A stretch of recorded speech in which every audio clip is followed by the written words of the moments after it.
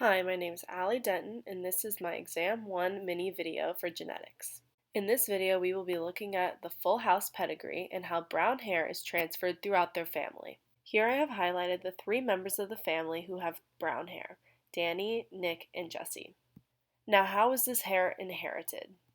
At first glance, it could look like this trait was Y-linked.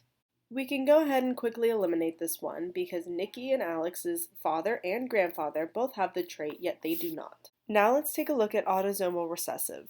All 3 with brown hair would have little r alleles. Both Nick and Jesse are homozygous recessive for the trait.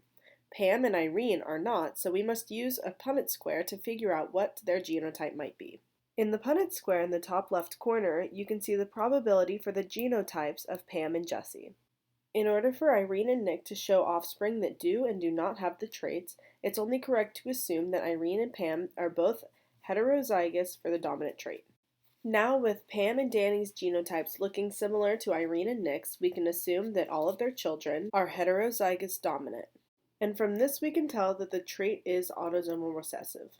Now we're going to take a look at autosomal dominant. We know the 3 with the trait must have at least one big D allele in their genotype. We know that those without the genotype must be homozygous recessive, and using a Punnett square we can figure out the genotypes of the rest. By using a Punnett square we can tell that Nick and Irene's offspring are going to be half heterozygous dominant and half homozygous recessive. Therefore, this trait could be autosomal dominant.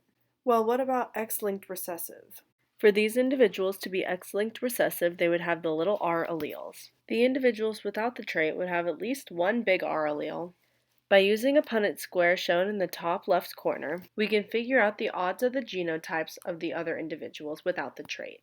We know the offspring of Danny and Pam must either be half homozygous recessive or half heterozygous dominant, but since none of them show the trait, we know that they are 100% going to be heterozygous dominant.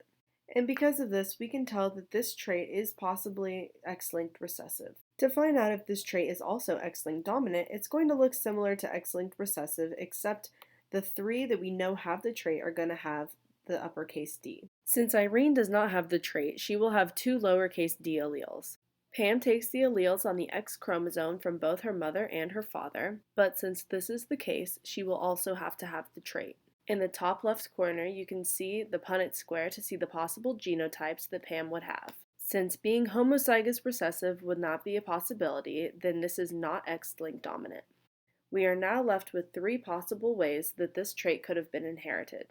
Brown hair in the full house family could either be passed on through autosomal recessive, autosomal dominant, or X-linked recessive.